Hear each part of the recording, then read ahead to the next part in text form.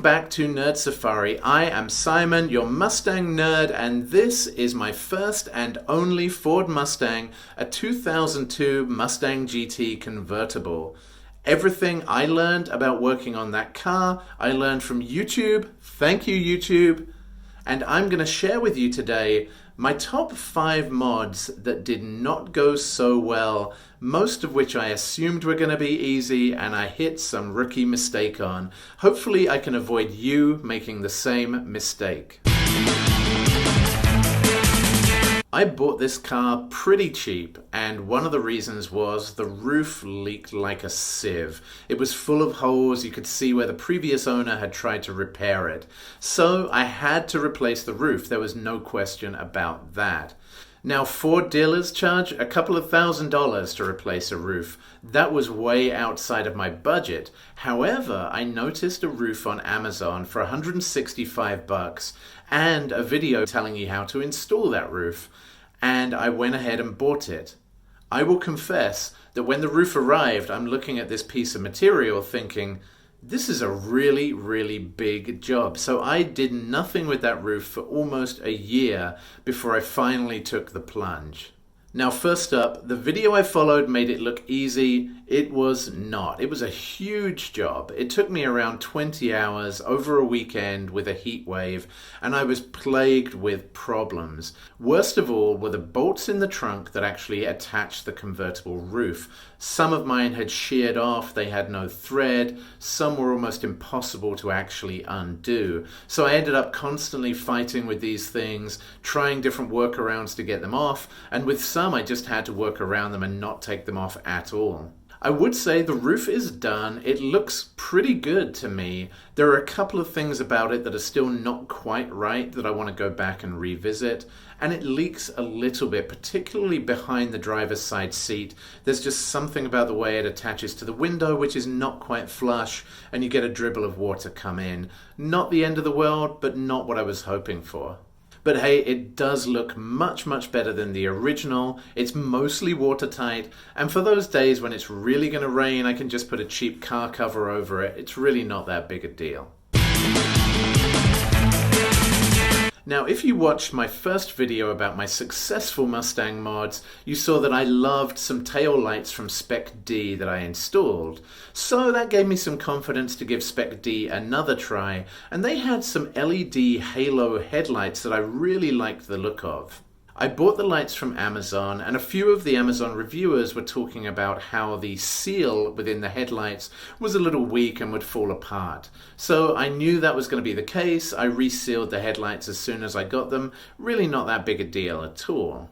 The installation of the headlights was okay. The instructions were not that great, but I found a bunch of other people who had been down the same path, so followed what they were telling me, and it wasn't that big a problem. I had to splice the wiring for the headlights into the turn signal lights, and that all worked out okay. The fitment of the lights, though, was not perfect with the OEM headlights, and therefore one of the posts attaching the headlights snapped. Kind of a pain, but not a showstopper. Now, one thing I really don't like about these headlights is there's a rubber seal that travels around the outside of the lights, and within days of installing them, mine had begun to break and flap around. Super annoying. However, I can't really just rip that rubber seal off because that would then let water into the headlight housing and potentially rust away the wire on the inside or short something out. So what I'm probably going to have to do is actually re-glue the rubber seal to the inside of the headlight to just stop that gap from becoming a problem. Another thing I'm not super fond of with these headlights is the halo is just so dim. It's billed as being daytime running lights, but during the daytime you can't even see the halo. Even at night it's not super visible. I was hoping for something much, much brighter. This one really hurts. When I bought the car, I got super excited about applying decals to it. I bought a silver hood scoop, I bought 4.6 litre V8 lettering, I bought Mustang GT lettering, I even bought the little Mustang letters to go on the door handles, and it looked awesome. I'd never installed decals before, and I was so proud of how I'd installed it. It really made my car stand out from the crowd. But 2 years down the line, and I'm learning that decals just do not last. First of all, I noticed some mottling on the decals. They were just looking a bit kind of weirdly green, as if they had algae or something on them, and I just could not get them clean enough. Then I've noticed the decals actually cracking with age and heat.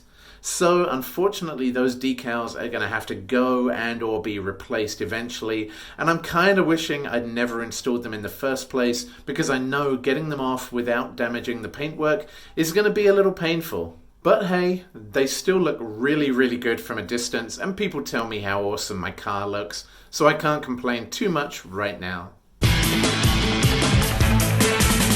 Now let me qualify this one. First up, Best Buy gave me a lot of free advice around the components for my car audio system. That was super helpful. When I bought the components from them, they also gave me such aggressive discounts that the installation from them was virtually free. Next up, the guy had to rip out all of the old wiring and really rewire everything from scratch, so it was a lot of work. It took him 2 full days of working on my car, so I do not want to appear to be ungrateful. Thank you, Best Buy. But there were 2 big issues that I wanted to call out in case other people hit these same problems. In my last video, I mentioned that the Best Buy installer did not install the cable that runs from the head unit to the parking brake. That cable is necessary so that when you have the parking brake on, you can access advanced settings, things like Bluetooth device configuration, that you can't access when you're driving. Without that cable, I was out of luck. I could have just installed that cable from the head unit to the parking brake myself, and it would have been end of story. But what I decided to do was buy a cheap bypass from Amazon that actually feeds a signal into the head unit 24/7, telling it that the parking brake is on. The reason why I did that is if I've got a passenger on a long journey who wants to tinker with the Bluetooth setup or even watch a DVD to kill the time, it gives them the ability to do that without us having to stop and put the parking brake on.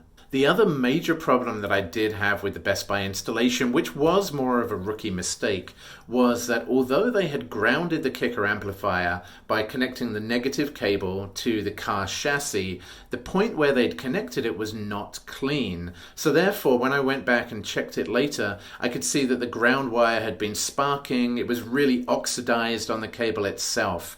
And after a while, my kicker amplifier started to short out. So what I did was I actually just sanded down the ground point, I replaced that negative wire, and all was well in the world again. Of course, when I bought more audio equipment in the future, I had the option to have Best Buy install it for me, but I decided to do the work myself. Partly, I just didn't want to spend that kind of money again to have a Best Buy engineer do the work for me when I was perfectly capable of doing it myself. And also, those rookie mistakes just put a bad taste in my mouth, and I decided that if I'm doing the work myself, at least I know the way everything's been configured, and I can go back and fix my own mistakes. Now on to what could have been my most embarrassing mistake. If you watched my first video about my top 5 successful mods, you'll see my subwoofers mentioned in there. I was running my 4 kicker speakers for about a year, didn't really have enough bass for me, and then I saw a sweet deal on Amazon for some MTX Terminator subs, an amp and a box, everything included that I needed. Decided to go down that road. Rookie mistake, I did not measure the box or my trunk. Now, the subwoofers turned up, and fortunately they do fit in my trunk, but they are huge. To get them into the trunk, I actually had to remove the catch that the trunk latches onto, get the subwoofer in there, and then put that catch back in again because they were just slightly too big.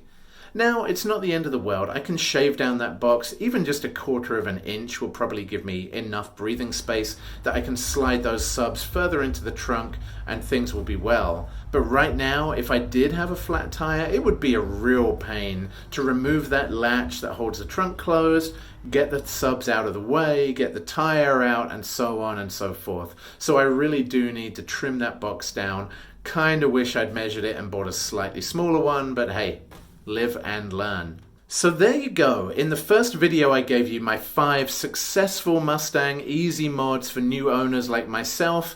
In the second video here I've told you some learning experiences where things didn't quite work out according to plan.